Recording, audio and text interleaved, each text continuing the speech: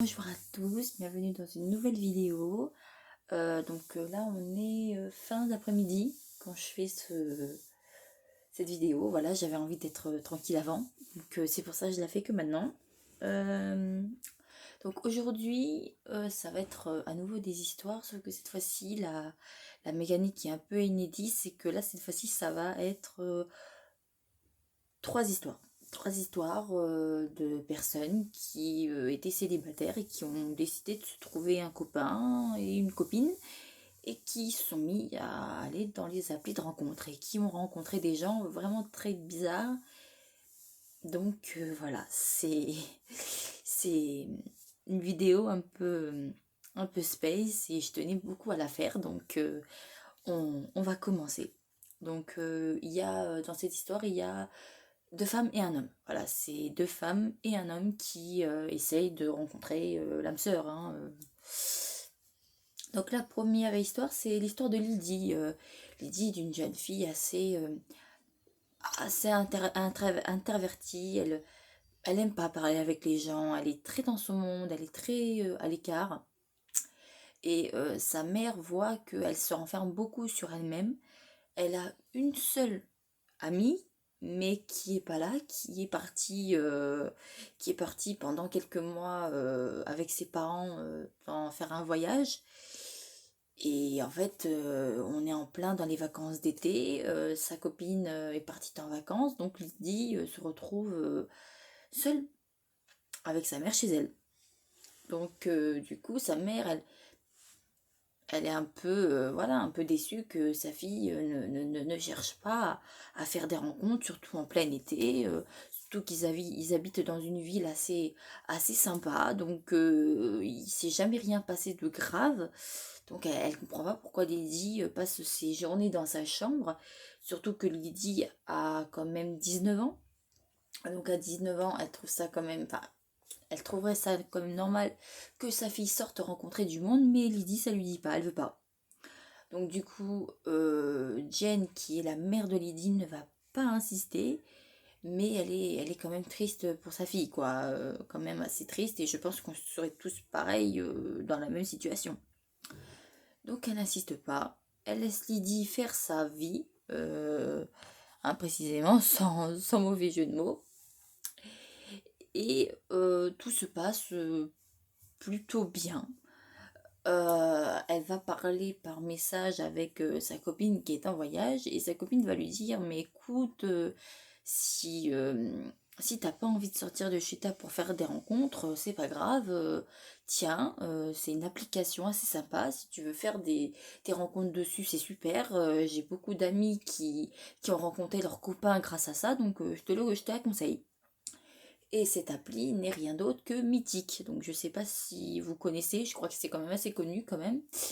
Donc elle va télécharger l'appli et dès le lendemain, elle va se mettre à faire des recherches. Et en fait, c'est un peu comme Tinder, il y a plein de photos, de photos avec le nom, le prénom, l'âge, et puis quelques détails quand tu as envie de rajouter des détails. Lydie, elle va passer plusieurs jours à surfer sur cette plateforme de rencontre sans rien dire à sa mère parce qu'elle veut pas du tout que sa mère sache qu'elle est allée sur un site de rencontre et parce qu'elle sait très bien que sa mère, elle est contre ça, elle aime pas tout ce qui est contact par internet ou quoi. Donc elle, non, elle préfère ne pas en parler à sa mère pour pas avoir de problème. Et donc du coup, elle surfe et jusqu'à la semaine suivante où elle va avoir un bon feeling avec un certain Nicolas. Voilà, le mec il s'appelle Nicolas, il a seulement 20 ans, donc il a qu'un an de plus, donc c'est pas énorme. Euh, de là, elle va se sentir très attirée par ce fameux Nicolas. Elle va commencer à parler avec lui et ça a l'air d'être réciproque. Lui aussi a l'air d'apprécier Lydie. Ils parlent ensemble, tout se passe bien, ça dure 15 jours. Donc pendant 15 jours, ils vont se parler souvent, même que Lydie, elle dira qu'elle veillait tard la nuit pour lui parler avec lui le plus tard possible, et que même le lendemain, elle se réveillait tard et qu'elle se faisait démonter par sa mère parce qu'elle se levait tard. Mais ça la dérange pas. Ça la dérange pas, elle continue. Et au bout de 15 jours, le fameux Nicolas va demander à Lydie s'il est possible de se rencontrer parce que il aime beaucoup parler avec elle, mais il se tient maintenant à faire le pas pour la rencontrer et c'est tout à fait normal, j'ai envie de dire. Donc Lydie, elle se méfie pas. Elle se méfie pas, elle lui dit bon bah ok, on se rejoint quand tu veux, tu me dis le jour, l'heure, le lieu et moi je te dirai si je suis dispo et si je suis dispo, bah bingo. Et donc, du coup, il lui donne rendez-vous le mercredi suivant, donc le mercredi de la semaine prochaine, à 14 heures dans un parc qui est pas très loin de chez elle. Donc, elle, ça la rassure parce que ça prouve qu'il est à proximité de chez elle et qu'il n'est pas dans une autre ville ou un autre truc du genre. Et en plus, le parc, elle le connaît très bien. C'est un parc où elle allait souvent avec sa mère quand elle était petite, donc elle le connaît. Elle le connaît, elle sait que c'est plutôt elle sait plutôt que c'est un parc bien fréquenté, donc elle a pas peur. Elle a pas peur. Le mercredi, elle va faire un mytho à sa mère en lui disant que qu'elle a rencontré une copine de longue date dans un skatepark la dernière fois et que là elles ont décidé de se revoir. Donc là, Jen n'a pas peur et laisse partir sa fille tranquille, en étant sereine. Lydie arrive au parc, et là, elle va être tétanisée parce qu'elle va voir un mec assis sur un banc, sauf que le mec n'est pas du tout, mais pas du tout le mec sur la photo. Le mec est beaucoup plus vieux et elle dira que par visu, on aurait dit qu'il avait la trentaine, pas 20 ans comme il avait dit sur son profil. Euh, et il est assis sur le banc et il lui fait signe de la main, genre pour dire viens, c'est moi. Là, pendant plusieurs minutes, Lydie, elle est bloquée sur place. Elle n'ose pas avancer vers ce mec parce qu'elle comprend qu'il s'est clairement foutu d'elle et elle a peur quoi. Elle a peur et puis elle ose pas elle ose pas. Et à ce moment-là, elle sait pas ce qui lui prend. Elle prend ses jambes à son cou et elle s'enfuit. Et elle rentre chez elle, complètement tétanisée. Elle prend même pas le temps d'expliquer à sa mère et elle fonce dans sa chambre. Arrivée dans sa chambre, le soir même, le jeune homme, ce fameux Nicolas, lui envoie des messages en lui disant pourquoi t'es parti, qu'est-ce qu'il y a. Et là, elle va lui expliquer, elle va lui dire mais mec, tu m'as dit que t'avais 20 ans, ta photo de profil, c'est la photo d'un jeune homme, je te vois, t'as une trentaine d'années, enfin, à quoi tu joues, quoi. Et là, il lui dit qu'il avoue qu'en effet, il a 31 ans, que il est père d'une petite fille et que oui, il est divorcé depuis plusieurs années et que il a préféré se faire passer pour un jeune parce que apparemment, quand il déclare sa vraie identité et son vrai visage et le fait qu'il a un enfant, ça fait fuir les filles. Donc c'est pour ça qu'il se fait passer pour un jeune pour avoir plus de succès, ce qui n'est pas la meilleure solution en soi, mais bon. Et donc du coup, Lydie, elle lui dit, mais c'est mort. Même si, ok, je comprends, t'as pas envie de te prendre des râteaux parce que t'as une fille et parce que t'as 30 ans et que t'es divorcée, mais c'est pas une raison, donc moi c'est non. Donc Lydie, du jour au lendemain, elle va couper tout contact avec ce fameux Nicolas. Et à la suite de ça, elle va désinstaller l'appli Mythique parce que ça l'a traumatisée. Le seul truc qui est un peu chiant, c'est que sur ce profil, tu mets ton numéro de téléphone. Donc même après avoir désinstallé l'appli, le Nicolas il continue à lui envoyer des messages, mais elle l'a ignoré. Et elle a supprimé son compte Mythique, elle a désinstallé l'appli. Et ensuite, elle a mis le numéro de Nicolas dans la liste noire de façon à ne plus avoir de nouvelles. Et d'ailleurs, elle n'en a plus jamais eu. Elle est très contente. Elle dira à la suite de ça qu'elle a appelé sa copine, qu'elle l'a engueulée parce que c'est sa copine qui l'a poussée à aller sur ce truc et que ça aurait pu très mal finir et que voilà, qu'elle a la peur de sa vie et qu'elle ne téléchargera plus jamais les applis de rencontre.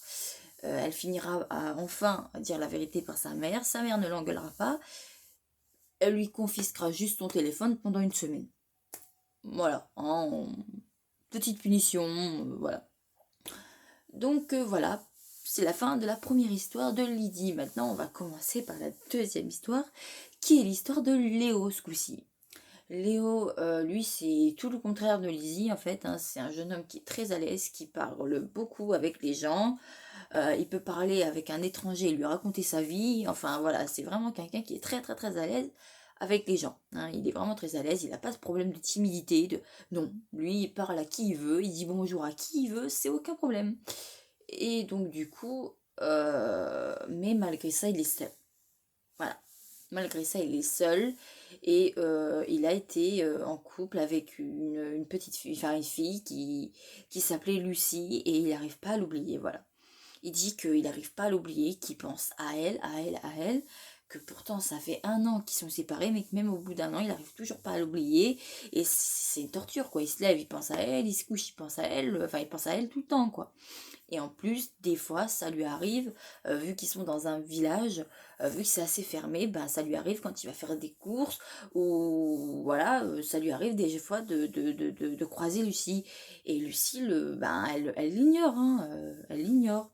Donc il va nous dire que c'est un adulte, qu'il a 25 ans, qu'il a son appartement, qu'il habite pas très loin de chez sa mère et que souvent il va rencontrer cette fameuse Lucie avec qui il a été en couple quand même pendant 2 ans. Au bout de 2 ans, leur histoire va se terminer parce que Lucie, elle, euh, elle a besoin de liberté et Léo ne lui laisse pas assez de liberté. Il lui envoyait souvent des messages, il voulait souvent la voir quasiment tous les jours. Et Lucie, elle, c'était pas dans quoi elle s'était engagée. Elle s'était engagée, le voir de temps en temps, mais pas tous les jours, quoi. Voilà, 1 à 2 fois par semaine, ça lui suffisait largement. Alors que Léo, lui, il avait toujours besoin de plus. Donc, du coup, ça n'a pas collé entre Lucie et Léo. Et Lucie a décidé de mettre fin à leur histoire parce que pour elle, c'était trop. Il était trop. Il en demandait trop et elle ne pouvait pas répondre à ses attentes. Donc, au lieu de continuer à faire mal comme ça, elle a préféré à couper court, même si elle savait que ça allait faire du mal à Léo, mais au moins elle était sereine et elle savait que elle avait mis les choses au clair avec lui. Voilà. Comme ça, au moins, pour être clair, c'est clair, il n'y a pas de souci. Donc, du coup, Léo, il n'arrive pas à l'oublier. Et par les conseils d'un de ses potes à lui, enfin pas son pote à lui, son frère, voilà, il a un grand frère et son grand frère, lui, il habite à Paris, voilà, il habite pas du tout dans un village. Et c'est ce frère qui va lui conseiller de télécharger l'appli Tinder et qu'apparemment avec Tinder, tu peux avoir des surprises des fois. Donc il va télécharger il va télécharger cette fameuse appli Tinder. Mais les premiers temps, il va être déçu parce qu'il voit rien. Les gens ne l'y intéressent, mais vraiment pas. Jusqu'au jour où il va rencontrer cette fameuse fille qui s'appelle Liana. Liana, donc oui, c'est un nom assez spécial, je vous l'accorde. Liana est une jeune fille très jolie, elle a de longs cheveux bruns, elle est très bien maquillée, très bien habillée, donc Léo il est séduit. Hein, voilà, pour dire la vérité, il est séduit. Il va lui envoyer un message et ce message va se finir en date. Donc du coup, il y a un match avec cette fille et lui. Il va communiquer avec cette fille et cette fille lui dit écoute, elle se présente. Elle lui dit qu'elle s'appelle Yana, qu'elle a 24 ans, qu'elle vit encore chez ses parents, mais qu'elle est à la recherche d'un appartement.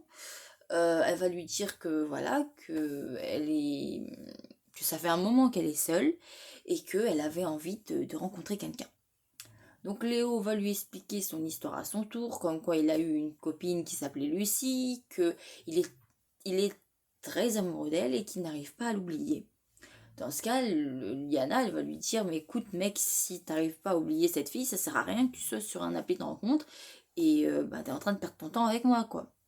Et là, il va rassurer Liana de suite en lui disant, écoute, avec cette fille, c'est bel et bien terminé. Des fois, on se croise dans la rue et elle m'ignore totalement. Donc, de toute façon, c'est terminé.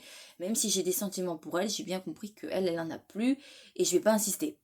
Et donc, du coup, Liana, elle se calme et il commence une discussion plutôt sympa. Il va nous dire que c'est la première fois qu'il va parler autant de temps avec une fille, il va lui raconter sa vie, il va lui raconter ses études, il va lui raconter beaucoup de choses sur sa vie, et elle va faire la même chose, elle va lui raconter beaucoup de choses, lui expliquer pourquoi elle est encore chez ses parents, pourquoi elle n'a pas trouvé un appartement, et tout ce qui s'est passé avant. Elle va lui dire qu'elle aussi, elle a eu une histoire qui s'est mal terminée, mais que cette fois-ci, c'était pas lui, c'est elle qui avait cassé parce que il était jaloux. Il était jaloux, il était possessif, il voulait toujours vérifier ce qu'elle mettait pas, quand elle sortait pas. Donc c'était pas une vie pour elle, même que pendant 15 jours, elle avait emménagé avec ce mec, mais que ça s'était très mal passé, qu'elle a préféré tout arrêter, et que ça fait longtemps, que ça fait 3 ans que c'est fini, et que ça fait 3 ans qu'elle est célibataire, 3 ans qu'elle cherche quelqu'un, et 3 ans qu'elle trouve rien. Donc elle lui dit que c'est une aubaine et qu'elle espère vraiment qu'il est sincère et qu'elle n'a pas envie de rentrer dans un truc si le mec n'a pas envie de s'engager, ce qui est tout à fait normal. Donc Léo la rassure en lui disant qu'il a envie qu'il a envie qu'il a envie de s'engager, qu'il n'y a pas de souci à ce niveau-là. Donc du coup, tout se passe bien. Tout se passe bien. Pendant des semaines, ils vont se parler. Ça va durer 1 mois. Pendant 1 mois, ils vont faire que parler. Et un jour, Liana va avoir l'idée de lui dire, écoute, ça serait bien qu'on se rencontre quelque part où tu veux. Donc elle lui dit où il est, où elle est. Elle est à 1 heure de route de son village, donc c'est pas très loin. Et lui, il a le permis et pas elle. Donc du coup, il lui dit, écoute, là, c'est moi qui prends la voiture, c'est moi qui viens. Donc elle lui dit, il n'y a pas de souci. Elle lui donne le nom d'un resto et il se retrouve à midi au restaurant qui est à quelques pas de chez elle, quoi. Enfin, à quelques pas de chez ses parents. Et il va nous dire que quand il va arriver au restaurant, il va rencontrer cette fille et que en effet, c'est bien la fille de la photo, mais qu'elle n'a pas du tout, mais pas du tout le caractère qui s'attendait. Ça veut dire que c'est une fille qui parle beaucoup. Mais quand je vous dis qu'elle parle beaucoup, c'est elle parle beaucoup. C'est une pipette. Elle est très tactile, elle est toujours en train de le toucher. Et lui, ça le met un peu en flip parce qu'il n'aime pas quand la fille, de suite, elle le touche comme si ça faisait des années qu'ils se connaissaient alors qu'ils se connaissent que depuis 1 mois. Donc voilà, ça déjà, ça met un peu le date en péril, si je puis dire. Et donc, mais bon, à part ça, tout se passe très bien. Le midi se passe très bien. Ils mangent, ils se sont régalés, ils ont bien parlé. Et il va nous dire qu'à part le fait qu'elle parlait beaucoup et qu'elle était très tactile, il n'avait pas de problème avec elle. Et qu'il va faire il va avoir une réaction qu'il va regretter. Ça veut dire qu'à la fin du rendez-vous, juste avant de rentrer chez lui, il va l'embrasser. Voilà, il va l'embrasser et à partir de là, on sait tous qu'en général, quand tu quittes quelqu'un et que tu l'embrasses, en général, c'est qu'une histoire commence. Et c'était bien le cas. Une histoire va commencer entre Liana et Léo. Léo est content. Les premiers temps, il voit pas de problème particulier, donc il est super content. Elle aussi. Et puis ils se parlent, ils s'échangent les numéros de téléphone. Ils s'envoient des photos quand ils peuvent pas se voir, donc ils se parlent par vidéo, donc enfin voilà, c'est vraiment une relation de couple qu'il y a de plus normal. Et lui, vu qu'il a une voiture, il peut souvent aller la voir quand il en a envie et quand c'est possible. Donc du coup, ils se voient souvent, ils se parlent, tout se passe bien. Ça va durer 5 mois. Au bout du 6e mois, ça commence à partir en vrille parce que, en fait, Liana, c'est quelqu'un qui commence à être très détachée. Elle commence vraiment à être très détachée de Léo. Avant, elle était à fond. Dès qu'ils avaient un jour où ils pouvaient se voir, elle sautait sur l'occasion, elle cherchait pas. Et là, c'est plus pareil. Là, pendant plusieurs jours, elle va pas donner de nouvelles. Si c'est lui qui n'envoie pas de message, elle n'enverra pas non plus. Et là, il trouve ça se passe anormal. Il dit, attends, elle m'envoie jamais de message, c'est toujours à moi de faire le premier pas. Les rendez-vous, c'est à moi de lui proposer. Et en plus, il, il lui propose des rendez-vous et elle les refuse. Donc, il y a quelque chose qui va pas à ce niveau-là. Voilà. Et là, un jour, il va lui dire, écoute, Liana, si tu veux plus qu'on continue, tu me le dis, parce que là, c'est chiant, tout simplement. Et là, elle va lui dire, écoute, Léo, moi, je t'aime bien, mais le problème c'est que je crois qu'on a fait une bêtise parce qu'en fait je crois que je suis pas amoureuse de toi en fait. Je suis pas amoureuse de toi. Les premiers temps je l'étais, donc les 3 premiers mois elle l'était. Mais qu'au bout du 4e mois, ça a commencé à partir petit à petit, qu'elle a rien vu venir et qu'elle est désolée, mais que elle n'est pas amoureuse. Pour lui, enfin pour elle, c'est un ami, voilà, c'est juste un très bon ami et ça, il n'a pas de sentiment pour elle, si vous voulez. Donc, enfin, il n'a pas de sentiment pour lui, donc elle a des sentiments amicaux. Voilà, elle a des sentiments amicaux et pas des sentiments amoureux. Et là, ça pose problème parce que Léo, il a des sentiments amoureux pour elle. Donc, bah là, ça le met mal. Personnellement, ça le met mal. Tu dis à une fille que tu es amoureux d'elle et puis bah, la fille, elle te dit que en fait, elle n'est pas du tout amoureuse de toi. Donc, ça fout un peu mal. Hein, on va pas se le cacher, ça fout un peu mal. Donc de là, Léo, il réagit très mal, ce qui est un peu normal, et il lui dit, écoute, tu t'es foutu de moi, tu m'as dit que tu cherchais à avoir une histoire sérieuse, que tu m'as demandé si j'étais prêt à m'engager, je te dis oui. Ça fait 6 mois qu'on est engagé et seulement au bout du 6e mois, tu me dis qu'en fait, t'es pas amoureuse de moi, donc tu te fous de tu te fous de moi. Et là, ben, Liana lui dit, mais non, le prends pas comme ça, j'ai jamais dit que je t'aimais pas, je t'aimais, mais je t'aime plus, t'es juste un ami, mais si tu veux, on peut très bien rester amis. Et là, pour Léo, c'est pas possible. Voilà, Léo, il lui dit, non, moi, je reste pas ami, c'est soit amour, soit pas du tout, mais c'est pas ami. Il a le mérite d'être clair hein, sur ce qu'il veut. Liana, elle n'insiste pas. Elle lui dit qu'elle trouve ça dommage, que c'était un garçon sympa et qu'elle aurait aimé pouvoir rester amie avec lui même s'ils n'avaient plus aucune relation. Mais voilà, Léo il veut pas, donc il a préféré couper net et lui dire écoute t'es gentil mais c'est non. Voilà, tout simplement. Donc elle va se sentir un peu triste mais elle va accepter. Voilà, elle va accepter et bah, finalement Liana et Léo vont couper tout contact et ils n'auront plus jamais aucun contact. Lui, il va continuer quand même à rester sur cette appli Tinder malgré la mauvaise expérience qu'il en a eue. Et il va rencontrer un an plus tard une jeune fille qui s'appelle Lila et qui est, elle, très engagée.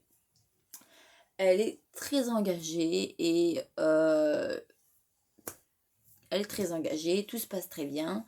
Et au bout de 2 ans de relation, ils finiront par se marier. Et c'est super, je suis vraiment contente pour Léo que malgré le premier échec qu'il a eu, il a pu avoir une nouvelle histoire par la suite qui s'est bien terminée.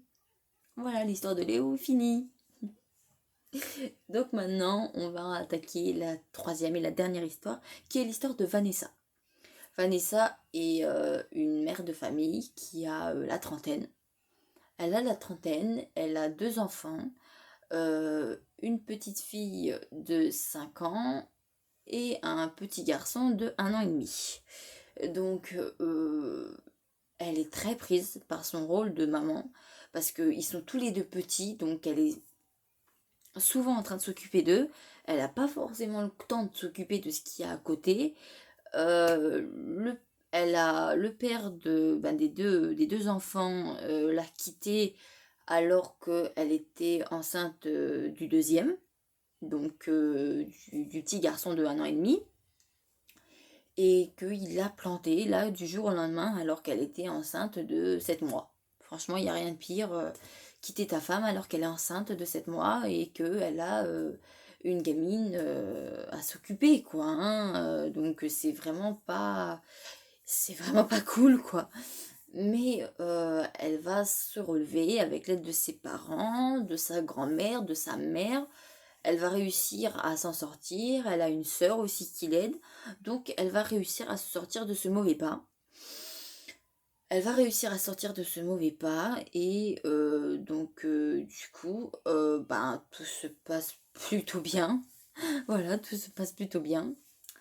Elle expliquera donc du coup que elle est très prise par son boulot et que depuis que son mari l'a laissée, elle a jamais cherché à trouver ailleurs. Jamais. Voilà. Elle se disait qu'elle avait 30 ans, donc que c'était trop tard pour refaire sa vie. Et là, sa mère et sa sœur vont lui dire que c'est pas trop tard et que au contraire, c'est maintenant qu'elle doit s'y mettre si elle veut espérer avoir une autre histoire. Donc du coup, sous les conseils de sa sœur, elle va installer l'appli Mythique, la même appli que la première histoire du début. Et sur l'appli Mythique, elle va avoir beaucoup de mecs, mais il n'y en a aucun qui va l'intéresser plus que ça. Jusqu'au jour où elle va tomber sur un certain Benjamin qui, lui, a l'air... il est relativement jeune. Sur son profil, il dit qu'il a 35 ans, alors qu'elle, elle en a que 31. Bon, 4 ans d'écart. C'est pas énorme, mais bon. Voilà. C'est pas énorme, mais bon, voilà. Donc, du coup, elle va commencer à parler avec lui. Elle va commencer à discuter avec lui et le feeling va très bien passer parce que Benjamin est très mature dans sa tête. Elle va dire que elle s'attendait à voir la photo, elle s'attendait à tomber sur un mec immature, très... Mais en fait non, c'est un mec très mature qui sait ce qu'il dit et qui a l'air vachement engagé. Donc franchement, Vanessa, il n'y a rien qui pouvait lui faire plus plaisir que tomber sur quelqu'un comme ça. Donc du coup, elle continue la conversation et elle ne s'ennuie pas. Et elle va dire à ce certain Benjamin qu'elle est contente. Et c'est là où elle va entamer le sujet qui coince, comme quoi elle a 2 enfants. Qu'elle a une petite fille de 5 ans et un petit garçon d'1 an et demi. Et là, avec son grand étonnement, il lui dit j'adore les enfants. Là, Vanessa, elle est sous le charme. Voilà, un mec qui lui dit qu'il aime les enfants, elle, c'est tout ce qu'elle attendait. Et c'est ce qu'elle pensait qu'elle allait jamais trouver. Donc, du coup, elle est vraiment très contente d'avoir rencontré ce mec, hein. Et ils parlent, et au bout de même pas 15 jours, ils décident de se rencontrer. Donc, Vanessa avouera que c'était assez rapide, mais qu'elle n'avait pas envie de laisser enfin, qu'elle n'a pas envie de laisser traîner sur la longueur et qu'elle voulait de vite savoir à qui elle avait affaire et savoir si c'était bien le mec avec qui elle parlait par message, quoi, hein, sur Mythique. Donc du coup, ils vont se rencontrer, ils vont boire un café ensemble et Benjamin, elle est sous le charme. Voilà, il est gentil, il est doux, il est tout ce que tu veux, sympa, voilà, il est vraiment très très protecteur et ça met Vanessa en confiance quasi de suite. Et c'est ça qui l'étonne, c'est que logiquement, avec ce qu'elle a vécu, elle pensait qu'elle allait être méfiante et qu'elle allait pas se donner à n'importe qui, en sachant que ça fait seulement 1 an et demi qu'elle est séparée. Mais non, il n'y a pas de souci. Elle, non. Donc du coup, ça se passe très bien. Et elle va l'inviter ensuite chez elle pour qu'il rencontre ses enfants. La semaine qui suit, il est invité chez elle. Et c'est là où où il va rencontrer les 2 enfants. La petite Anna qui, elle, a 5 ans. Et le petit... comment il s'appelle déjà? J'ai un trou, excusez-moi. Et le petit Benji qui, lui, a 1 an et demi. Avec Benji, la relation passe très bien. L'enfant, il marche, mais il parle pas. Il fait juste des sons avec sa bouche, mais ça va bien. Voilà. Benji est très proche de Benjamin. Il est toujours il est toujours avec lui. Ils s'entendent très bien. Benjamin joue avec Benji, il n'y a aucun problème. Par contre, c'est avec Anna le problème. Anna, elle aime pas du tout, mais pas du tout Benjamin. Dès que sa mère lui a dit tu dis bonjour à Benjamin, ben elle a rien fait. Elle a rien fait et elle l'a dit d'une voix très claire non. Voilà, juste ça. Non. Donc de là, Anna, elle est assez gênée, elle comprend que sa fille, elle a pas du tout, mais pas du tout envie de faire cette rencontre, enfin de faire cette rencontre avec ce mec, quoi. Surtout que voilà. Elle va expliquer que Anna est dans une phase de déni parce que son père est parti sans donner de nouvelles. Il a juste envoyé une seule lettre en 1 an et demi où il expliquait pourquoi il était parti et qu'il faisait un gros bisou à ses enfants et au petit qui allait naître, qui est Benji. Et elle est dans cette phase de déni où elle attend son père. Voilà, le seul homme qu'elle attend, c'est son père. Mais clairement, clairement, Vanessa, elle sait très bien que son père ne va jamais revenir, donc elle sait pas quoi faire, elle sait pas comment lui expliquer que son père ne reviendra pas, donc ça sert à rien qu'elle attende son père, en sachant qu'elle sait que son père a refait sa vie de son côté. Et donc du coup, Benjamin, il va mettre Vanessa en confiance et il va lui dire, écoute, si ta fille veut pas me parler, c'est pas un problème, je suis un étranger pour elle, donc c'est tout à fait plausible. Ça l'inquiète pas. Et de là, Benjamin, il va la rassurer en lui disant, mais écoute, c'est normal, à cet âge-là, elle est petite, donc c'est normal qu'elle attende son père c'est son héros, et elle l'attend. C'est tout à fait normal. Et il va lui expliquer qu'elle aussi, quand son père a quitté sa mère, il avait seulement 3 ans, et que ça lui est resté gravé parce que il a passé des années à attendre son père avant de comprendre que son père ne reviendrait jamais. Donc il comprend bien ce que ressent sa petite fille Anna. Donc de là, Vanessa, elle est sous le charme. Hein, voilà, c'est vraiment the love. Hein, mais bon, donc tout continue comme ça et ça va durer comme ça pendant plusieurs années. Elle va rester plusieurs années en couple avec ce fameux Benjamin. Mais au bout de 3 ans, voilà, Vanessa, elle a maintenant, elle a 35 ans. Enfin, non, qu'est-ce que je dis moi?